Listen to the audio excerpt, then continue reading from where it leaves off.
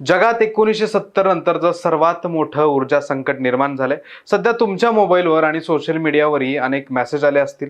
Petrol पंपावर रांगा लागल्यात, गॅस संपणार आहे, देशात इंधनाअभावी पुन्हा लॉकडाऊन लागणार आहे, हे वाचून तुमच्या मनात ही मोठी धाकधूक निर्माण झाली असेल। भीतीपोटी लोक अक्षरशः कुकरमध्ये, पाण्याच्या टाक्यामध्ये आणि पातेल्यांमध्ये पेट्रोल भरून नेत आहेत। पण खरंच आपल्या देशातलं पेट्रोल डिझेल संपलंय का? सरकार म्हणतंय की आपल्याकडे स्टॉक आहे, मग पंपावर रांगा का लागल्यात? जगभरात कोणत्या कोणत्या देशात एनर्जी लॉकडाऊन लागलाय आणि त्याची झळ आपल्याला किती बसणार आहे? आज आपण तुमच्या मनातील याच सर्व प्रश्नांची आणि शंकांची पुराव्यासह उत्तर देणार आहोत। घाबरून जाऊ नका, काही बाई करत बसण्यापेक्षा सत्य समजून घेऊन निर्णय घेणं कधीही चांगलं असतं। चला तर मग अफवांच्या बाजारात एनर्जी लॉकडाऊनचं सत्य जाणून घेऊया। सत्य सांगणारा व्हिडिओ असल्यामुळे शेवटपर्यंत बघून तो मित्रमंडळींना व्हॉट्सअपवर शेअर करा, ही तुमची जबाबदारी आहे। नमस्कार, मी ज्ञानेश्वर रेड्डी, तुम्ही पाहताय TOD मराठी। तुम्हाला काही गोष्टींची व्हॉट्सअपवर माहिती मिळालीच असेल, पण ती माहिती खरी किती आणि किती खोटी हे समजून घेण्यासाठी थोडं आपल्याला मागे जावं लागेल। फार मागे नाही, 27 दिवसांचा इतिहास खंगाळून बघावा लागेल। त्यामुळे सुरुवातीलाच आपण हे सगळं कुठून सुरू झालं त्याचं खरं कारण जरा समजून घेऊया। होर्मुझचा सापळा आणि इराणची दादागिरी। तुमच्या मनात नक्कीच पहिला प्रश्न आला असेल की अचानक हे संकट आलं कुठून? याचं मुख्य कारण आहे पश्चिम आशियात भडकलेलं युद्ध आणि होर्मुझची सामुद्रधुनी। ही सामुद्रधुनी म्हणजे अत्यंत चिंचोळ असा एकमेव मार्ग आहे, याला दुसरा कोणताच मार्ग नाही। काही शेतकऱ्यांना आजूबाजूच्या सगळ्यांची रास झाल्यावर आपली रास करावी लागते, कारण त्यांच्या शेतात जायला रस्ताच नसतो। दुसऱ्यांच्या शेतातून त्यांना जावं लागतं। अगदी काहीसं तसंच या होर्मुझच्या सामुद्रधुनीचं स्थान आहे। ही सामुद्रधुनी म्हणजे आशिया आणि युरोप खंडाकडे येणाऱ्या तेल आणि नैसर्गिक वायूच्या वाहतुकीचा मुख्य दरवाजा आहे। या मार्गावर कोणत्याही देशाची मालकी नाही, पण इराणच्या सागरी हद्दीला लागून हा मार्ग जातो, त्यामुळे इराणच्या हातात या मार्गाच्या साऱ्या नाड्या आहेत। जगातील 90% तेल आणि भारताला लागणारा 60% LPG गॅस याच मार्गाने येतो। पण आता आज झालंय असं की अमेरिका आणि इस्रायलच्या युद्धाची खुमखुमी जिरवण्यासाठी इराणने या मार्गावर पाण्याखाली शेकडो बारुदी सुरुंग पेरले, अक्षरशः जाळं विणले। त्यामुळे इथून कोणत्याही कच्चा तेलाचा टँकर सुरक्षितपणे जाऊ शकत नाही। त्यामुळे कुणीही जहाज पुढे नेण्याची हिम्मत करत नाही। मग सध्या तेल येतंय कसं? काही मीडिया रिपोर्ट्सनुसार इराणने स्वतः किनारपट्टीला लागून एक सुरक्षित मार्ग तयार केलाय, पण या मार्गावरून जहाज न्यायचं असेल तर इराण प्रत्येक जहाजांकडून तब्बल $2 अब्ज अघोषित खंडणी वसूल करत असल्याची धक्कादायक माहिती समोर आली। आता तुम्हाला वाटेल युद्ध थांबलं तर मार्ग लगेच मोकळा होईल, पण तसं नाही आहे। 1991च्या आखाती युद्धात इराकनं कुवेतच्या समुद्रात असेच 1200 सुरंग पेरले होते।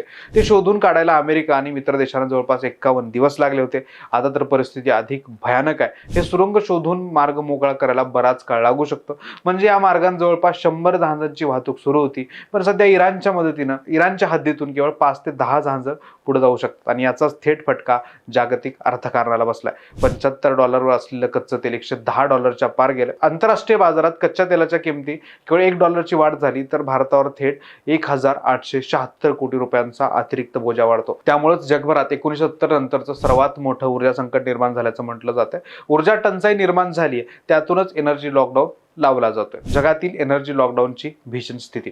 भारतात पंपावर केवळ रांगा आहेत, पण बाहेरच्या देशात अक्षरशः हाहाकार माजलाय। तिथं खऱ्या अर्थाने एनर्जी लॉकडाऊन सुरू झालाय। जगाची अवस्था पाहून तुम्हाला ही परिस्थितीचं गांभीर्य लक्षात येईल। फिलिपाईन्सने तर थेट राष्ट्रीय आणीबाणी म्हणजेच एनर्जी लॉकडाऊन जाहीर केलाय। त्यांच्याकडे केवळ 45 दिवसाचा इंधन साठा उरलाय। पेट्रोल दुप्पट महाग झाले आणि तिथं देशव्यापी संप सुरू आहे। परिस्थिती हाताळण्यासाठी तिथल्या सरकारने कामगारांना रोजीरोटीसाठी सबसिडी दिली आहे। आपला शेजारी देश पाकिस्तान तर पूर्णपणे कोलमडून गेलाय।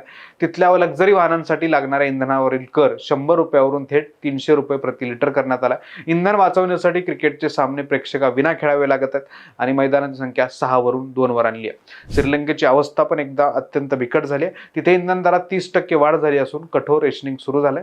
दुचाकीला आठवड्याला केवळ 5 लिटर, कारला 15 तर बसला 60 लिटर इंधन दिलं जातं।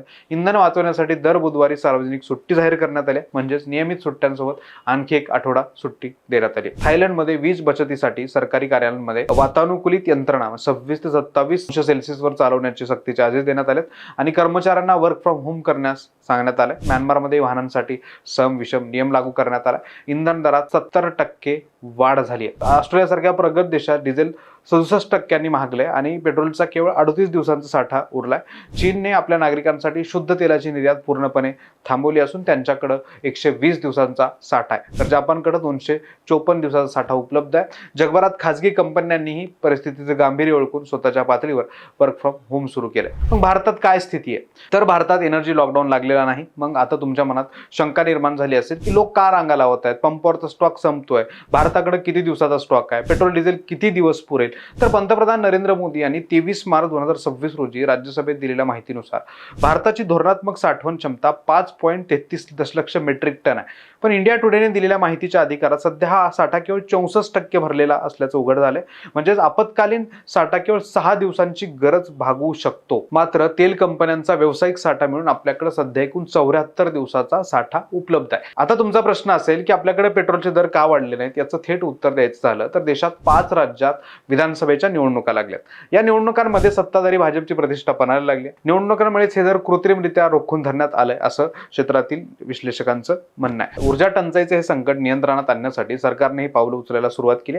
28 फेब्रुवारीला युद्धाचा भडका उडाल्यापासून गेल्या 27 दिवसात सरकारने काही अत्यंत कठोर निर्णय घेतले जे तुम्हालाही जाणवत असतील.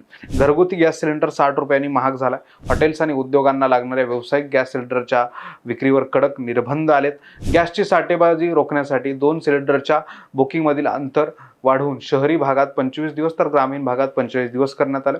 सर्वात महत्त्वाचा निर्णय म्हणजे ज्या सोसायट्यांमध्ये पाईपलाईन गॅस पोहोचलाय तिथे 3 महिन्याच्या आत कनेक्शन घेणं सक्तीचं केलंय, अन्यथा त्यांचा गॅस कायमचा बंद होईल. लॉकडाऊनच्या अफवेनं साठेबाजीचा धोका. आता सर्वात महत्त्वाचा मुद्दा, देशात खरंच लॉकडाऊन लागणार का? 6 वर्षापूर्वी 24 मार्च 2020 रोजी पंतप्रधान नरेंद्र मोदी यांनी कोरोना नियंत्रणात आणण्यासाठी लॉकडाऊनची घोषणा केली होती. सध्याचं संकट हे तसंच असल्याचं दाखलं देत पंतप्रधानांनी 23 आणि 24 मार्च रोजी संसदेत निवेदन दिलं. लोकांमधला संभ्रम दूर करण्यासाठी पंतप्रधान मोदी बोलले. पण देशाला कोरोना काळासारखं एकजूट राहण्याचा आणि संयम बाळगण्याच्या मोदीच्या आव्हानानं उलट संभ्रम वाढला. सोशल मीडियावर काही लोकांनी या भाषणाचा विपर्यास करून लॉकडाऊनची अफवा पसरली. त्यामुळे लोक घाबरले आणि पॅनिक बाईंग सुरू झालं. एलपीजीसाठी मरमर करणाऱ्या सर्वसामान्य जनतेला पंतप्रधानांच्या विधानानं पंपावरच्या रांगेत उभं केलं. लक्षात घ्या, पेट्रोल पंपावरील रांगा इंधन टंचाईमुळे नाही तर या अफवांमुळे आलेल्या साठेबाजीमुळे. सरकारी तेल कंपन्या देशात इंधन साठा पुरेसा आहे असं सांगत आहेत, पण पंतप्रधानांच्या कोरोनासारखी तयारी हवी या विधानामुळे अफवांच्या बाजारात नवी ठिणगी पडली. त्यामुळे लोक भीतीपोटी साठेबाजी करत आहेत. त्यामुळं कृत्रिम टंचाई निर्माण होईल आणि परिस्थिती खरोखर हाताबाहेर जाईल. म्हणून जेवढी गरज आहे तेवढंच खरेदी करणं हीच खरं देशप्रेम आहे. साठेबाजी करणारे खरे देशद्रोही आहेत. भारतासाठी दिलासादायक बातमी.